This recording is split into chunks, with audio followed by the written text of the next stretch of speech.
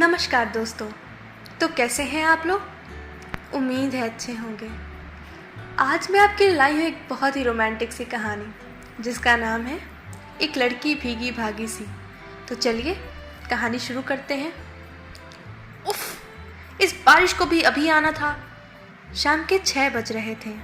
बारिश शुरू हो चुकी थी। सड़कें लगभग खाली थीं। कहीं कोई इक्का दुक्का लोग नज़र आ जाते थे। नमम भी हॉस्टल जा रहा था कोचिंग से। तभी बारिश शुरू हो गई। उसे जल्दी पहुंचना था। हॉस्टल का गेट 8 बजे बंद हो जाता है। पर पानी बहुत तेज़ था। वह एक दुकान के टिन के नीचे खड़ा हो गया। उसे पानी ज़्यादा पसंद नहीं था और जाने की जल्दी की वजह से वह और चिढ़ रहा था। तभी सामने उसकी नज़र पड़ी। ऑटो से एक लड़की उतरी। उसके खुले बाल कमर तक आ रहे थे। ब्लैक जीन्स पर येलो कलर का कुर्ता पहने वह पानी में भीगने लगी। उसका चेहरा दूसरी तरफ था। नवम को जाने क्या हुआ उसे देखकर। वह भूल गया कि वह बारिश पर गुस्सा कर रहा था। उसकी नज़रें बस उस भीगती हुई लड़की पर अटकी थीं।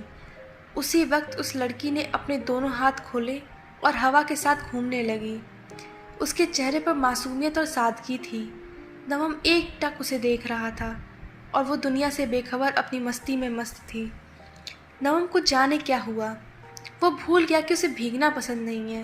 वो पानी में आ गया और धीरे धीरे उस लड़की की तरफ बढ़ने लगा। आज उसे बारिश हमेशा से ज़्यादा प्यारी लग रही थी। वो दुआ कर रहा था जैसे ये पानी कभी रुके ही ना और वो इस लड़की को यूं ही देखता रहे। वो अब उसके बहुत पास आ चुका था। उस लड़की ने अपनी आंखें बंद कर रखी थी। बाल उसके चेहरे पर बिखर रहे थे। नवम हाथ बढ़ाकर उन्हें हटाना चाहता था पर वो ऐसा नहीं कर पाया। श्रेया, चल, तू पूरी भीग चुकी है, उसे किसी ने आवाज़ दी। शायद ये भी उसके साथ ही ऑटो से उतरी थी।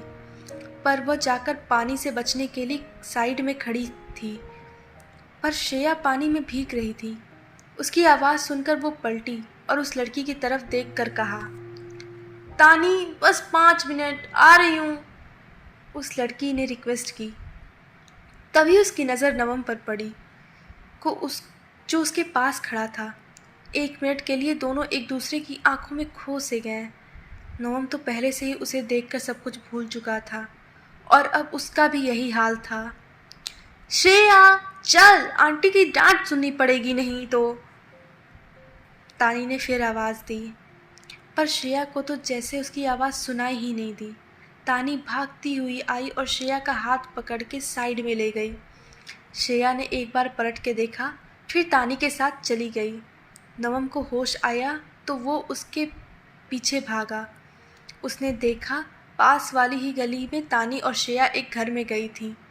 नवम ने उसे अंदर जाते देखा। उसी टाइम पानी भी रुक गया।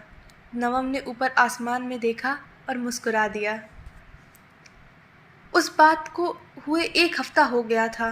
नवम यूनिवर्सिटी की कैंटीन में बैठा उसी बात को सोच रहा था। वो आजकल रोज़ ऊपर देखकर कहता है, एक बार फिर बरस दो ना उसी तरह, शायद वो फिर मिल जाए। किसके सपनों में खोया है मेरा दोस्त, रेहान ने उसके सामने बैठते हुए कहा। कहीं फिर तुझे वही तो याद नहीं आ रही, वो लड़की भीगी भागी सी, उसे मैं भूला ही नहीं जो याद करना पड़े, नवम ने खोए हुए अंदाज में जवाब दिया। कोई भी उसे एक बार देखकर भूल ही नहीं सकता। उसने बाहर आसमान की तरफ देखा। आज आसमान साफ था।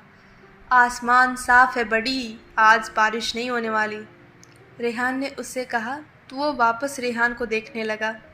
वैसे भी बारिश होने पर वो मिले ज़रूरी तो नहीं, नवम ने उदास होते हुए कहा। हाँ, कल ही कितनी अच्छी बारिश हुई और हम दोनों पूरे टाइम उसी जगह पर आपकी बरसात की रानी का इंतज़ार कर रहे थे, रेहान ने कहा, जो सच में कल नवम के साथ उसी जगह पर बारिश में खड़े होकर श्रेया का इंतज़ार कर रहा था।